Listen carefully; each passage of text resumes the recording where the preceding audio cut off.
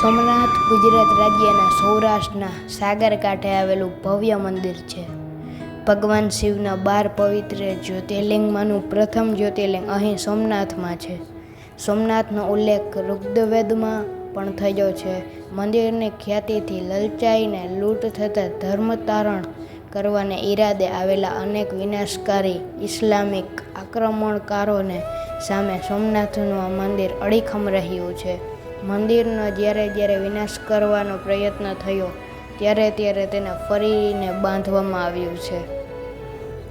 મધ્યકાલીન યુગમાં સોમનાથનું પહેલું મંદિર 2000 વર્ષ પહેલાં અસ્તિત્વમાં આવ્યું હોવાનું કહેવાય છે. ઈસવીસન 649ની સાલમાં વલ્લભવંશીના શાસક રાજા મૈત્રકે પહેલા મંદિરનો જીર્ણોદ્ધાર કરી તેના સ્થાને બીજું મંદિર બનાવ્યું હતું. આ સમયે સને 489 થી 447 સુધીનો ગણાય છે. પરમારના એક શિલાલેખ મુજબ માળવાના ભોજ પરમારે અહીં મંદિર બનાવ્યું હતું. આ મંદિર 13 માળ ઊંચું હતું અને મંદિર દ્વારા હીરા જડિત હતા. તેના ઉપર 14 સુવર્ણ કળશો વિરાજમાન હતા. તેની ઊંચે ફરકતી ધજાથી નાવિકો તેને સોમનાથનું મંદિર પીછાણી તે તરફ વહાણો હંકારતા.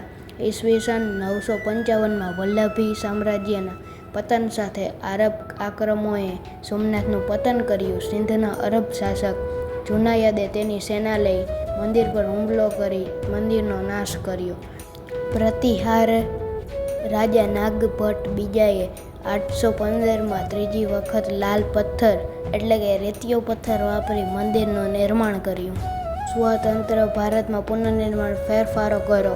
ભારતના લોખંડી પુરુષ તથા પહેલા નાયબ વડાપ્રધાન સરદાર વલ્લભભાઈ પટેલ નવેમ્બર 13, 1947ના રોજ મંદિરનું પુનઃનિર્માણ કરવાની પ્રતિજ્ઞા કરી.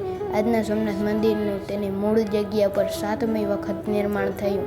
11 મે 1951ના દિવસે કે જ્યારે મંદિરની પ્રાણ પ્રતિષ્ઠા થઈ ત્યારે તત્કાલીન ભારતના પ્રથમ રાષ્ટ્રપતિ ડૉક્ટર રાજેન્દ્ર પ્રસાદે જ્યોતિર્લિંગની પ્રતિષ્ઠાન કરવાની વિધિ કરી ત્યારે કહ્યું, સોમનાથનું આ મંદિર વિનાશ પર નિર્માણના વિજયનું પ્રતીક છે.